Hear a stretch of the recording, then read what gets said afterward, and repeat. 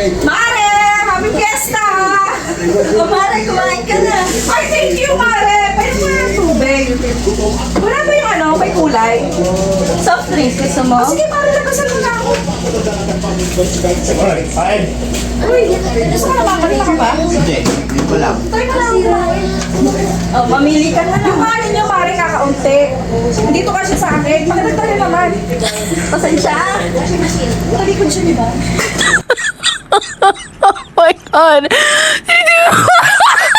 Wait, gusto mo? Gusto mo? Mare, alam mo ba? Kilala mo ba si ano? Sino? Yung kaibigan natin na isa. Di ba? Tapos, Uy, kakarating mo lang, kumain ka muna. Mare, dyan, busy ako. May discussion kami ni Mare. Si ano, hindi mo kilala. Talaga ano, nakakasama siya ng loob, promise. Ano ba yun? May plastic ka bang iba? Para dito. Teka, maarte ako. Ayoko nang ganyan. Ayoko nang salo-salo. Ay, sama-sama. Lupa, may bisita pa. Kasi mo nagbabanat ka kahit hindi ka pa nga kumakain. Mare, para ready na kasi mamaya. Ano ba yan? Bisita. Para hindi na ako makikipagsabayan sa kanila. Huwag mong gumamit ng kutsara. Ano ba yan? Gusto mo rin? Magbalat kita? Uy, okay na ako. Sigurado ka? Hindi mo ka mahiya. Ito sa'yo, ha? May rin plastic bag, pare. Hindi ka siya dito sa bag ko. Oh, isang banat na. Nakakaya naman sa'yo. Ay, thank you, Mari, ha? Bakit naman nagsiserve ka? Hindi man lang malamig, Mari. Eh kasi nga kakalagay lang ng Hindi masarap inumin pag hindi malamig. Tandaan mo yan.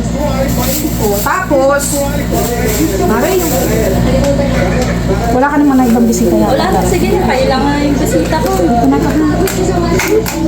Ito kaibigan ko to, mahihain, pero mamaya hihingi din yan. Sama ko na ito, Mari, ha? Ah, sige, kayo na. Ano yun? Mahiha. Hati tayo. Hati tayo, pare.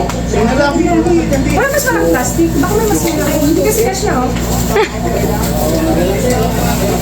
Sukot mo na rin yung kanin, Mare, bago kumain.